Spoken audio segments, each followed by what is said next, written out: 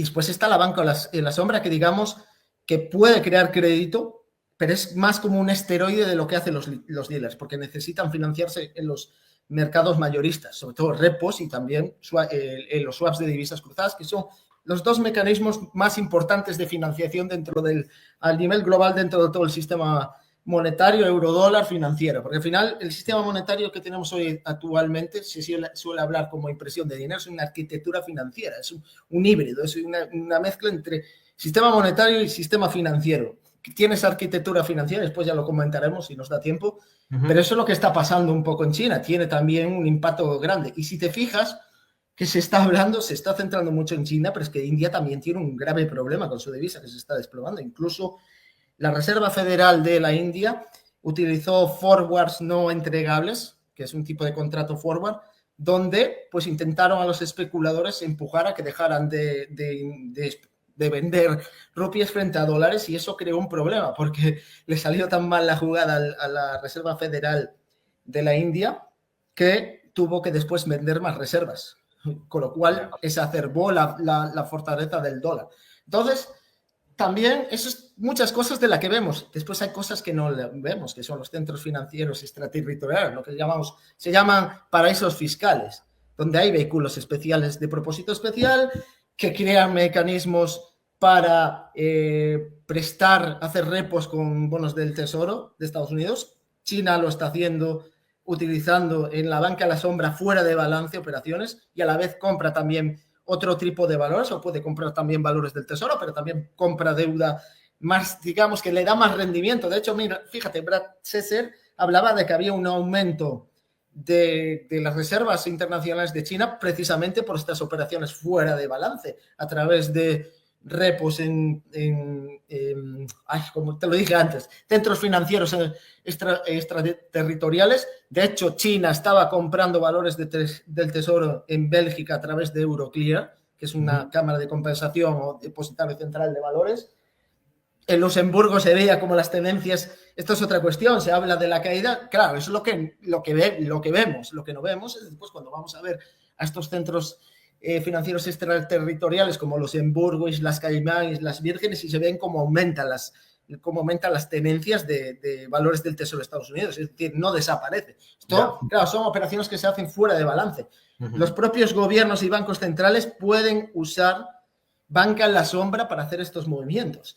Entonces son cosas que, bueno, mucha gente lo suele simplificar por lo que se ve, están vendiendo valores del Tesoro, pero por debajo se están haciendo cosas. Y es evidente que China, pues si no quiere vender valores del Tesoro, puede hacer repos y puede hacer FIMA repo también, que es otra forma de obtener, en este caso, no es la mejor forma de tener acceso a reservas bancarias en dólares de la Reserva Federal, pero es una forma de obtenerlo. Y esto es una cosa que la gente pues suele hablar de que esto es liquidez que se utiliza para comprar acciones en el mercado, pero lo que hacen los bancos centrales es crear una liquidez que yo llamo, lo describo en el libro, liquidez de compensación y liquidación. Son liquidez para que el sistema de pagos pueda seguir funcionando. Entonces, si los bancos pueden seguir liquidando y compensando, pues no tienen tanta preocupación en ese sentido y pueden después centrarse un poco más en crear crédito. Esto es una cuestión que también por ese lado estaba disparándose el FIMA repo, y eso es un poquito lo que está pasando en China, pero es que no solo está pasando en China, está pasando en la India, está pasando en Corea. Fíjate que Corea del Sur bajó 2 veces consecutivas los tipos de interés, eso solo lo hizo durante la crisis de 2008. Está pasando en otros países, está pasando en Brasil con el real desplomándose, y las divisas te indican muchas cosas de cómo está la financiación dentro del sistema monetario financiero. Entonces, lo que estamos viendo es general, estamos viendo un contagio general en todo el eurodólar, sobre todo en la parte asiática, ya nos está golpeando a Europa, y eso es la cuestión, José. Esto es algo más global, no es que solo está pasando en China, que pasa aisladamente, que pasa que sí, tienen ese problema que he tenido. Pero bueno, esa es la cuestión en la que estamos. Ahora la cuestión es si esto se va a seguir alargando en el tiempo y va contagiando a más países hasta que pueda llegar a Estados Unidos. Eso ya lo veremos, pero de momento es más complejo. No es simplemente que los bancos en Estado, es mucho más, es todo el sistema que está afectando a más países. Y el caso de la India, Brasil, México, etcétera, es un claro ejemplo de que hay ciertas tensiones, que no quiere decir que venga una crisis como 2008, pero que es algo que deberemos estar pendientes y vigilando. Y vigilar, desde luego. Hay dos cosas que quiero aclarar un poco, porque, bueno, sí, has hecho el relato bastante bien, pues los bancos en China, ¿no? Con ese balance deteriorado, sobre todo para la crisis inmobiliaria, y por eso prestan menos oferta de crédito. Eso, en primer lugar, el Banco Central, claro, no puede, como has hablado de los QEs, podían más o menos limpiar un poco el balance de los, o sea, absorber los préstamos basura y darles liquidez, ¿no? Para tratar de fomentar un poco el crédito. Entiendo que están en ello.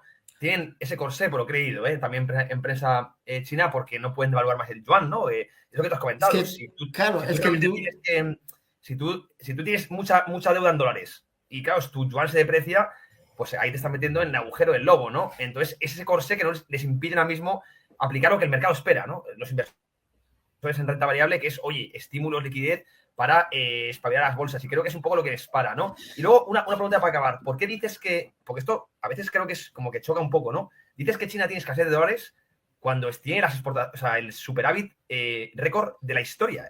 Presentó el último... Es decir, nunca han entrado más dólares a China que ahora mismo. Es decir, tienen tanta necesidad de dólares... Entiendo que es que tienen también necesidad récord de dólares en todo el mundo. O sea, que entra mucho dólar, pero se necesita todavía mucho dólar, ¿no? Es un poco para ir los tiros, ¿verdad? Sí, y aparte, porque no solo es que esto, claro, se ve desde un punto, hay que ver los flujos de forma bruta, no solo tienes que ver tus flujos de entrada, sino tus flujos de salida. Por eso, no, sí. Y tu sector privado sí está presionado, es que su sector privado está presionado. ¿Por qué? Porque reciben sus ingresos, sobre todo el inmobiliario, la reciben en renminbi y se han endeudado en dólares. Claro, se han endeudado en yuan y factura en yuan, ¿no? Claro. Y sus activos, que son los inmuebles, eso se está desplomando de precio. Eso en cualquier situación que tú haces un repo, que esto se le llama identidad de balance, cuando tus pasivos, tus activos caen de precio, pero tus pasivos crecen. Sí. Eso se llama identidad de balance. Esto es un problema, porque te crea un problema que, claro, en tu sector privado le hace falta dólares que no tiene para pagar sus deudas, no es simétrico. Eso es lo que vemos que está produciéndose de entrada. La refinanciación de deuda del sector privado chino, claro, ¿no? Exacto. Y lo que hace el gobierno es permear dólares sobre el tejido productivo. Claro, y ese es el problema. Si los bancos no quieren intermediar, no se puede transmitir para que pueda haber ese desapalancamiento, ese pago de deudas. Entonces, ese es el problema. Esto ya el BIS ya lo avisaba en 2017 con que el sector inmobiliario, los promotores estaban muy endeudados en dólares, pero no tenían entradas en dólares, no tenían cobertura de nada. Y claro, cuando tú te quedas en posición que se le suele decir especulativa, eres contraparte. Y si no tienes cómo financiar tus pasivos, tienes un problema muy serio. Sí.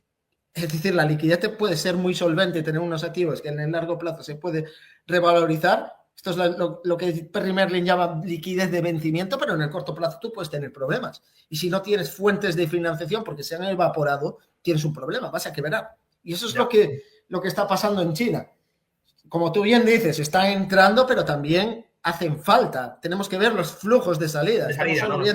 Y otro problema, sí, están creciendo nominalmente, pero en volumen no estaban creciendo tampoco a niveles espectaculares. Esto también crea la distorsión o la ilusión de los precios, crean que parece que estás creciendo maravillosamente bien, pero realmente lo que es en tu volumen no está creciendo, acompañando. Tienes esa ilusión de que los precios te están haciendo ganar más, pero no estás vendiendo más. Y si tampoco vendes más, lo que vas a hacer es acabar teniendo que reducir tus costos de trabajadores, etcétera. No puedes seguir manteniendo trabajadores si no produces al mismo nivel. Entonces, ese es un problema, sobre todo, y China, se habla también de Estados Unidos, de las exportaciones, pero también Europa es un problema porque se está hundiendo. Y al hundirse Europa era otro de sus principales clientes. Entonces, se tiende a ver las economías como islas aisladas y no son islas aisladas como podíamos hablar hace siglos. Es global, todo está interrelacionado. Y digo una cosilla, ¿y no te parece que podría entonces absorber el gobierno, el sector público, el apalancamiento privado, similar a lo que hizo realmente Estados Unidos y Europa en el año 2008, ¿no? O sea, mucho gasto público, vamos a ver precisamente en China, ¿verdad? Y desapalancamiento privado. Inversión, bolsa, criptomonedas.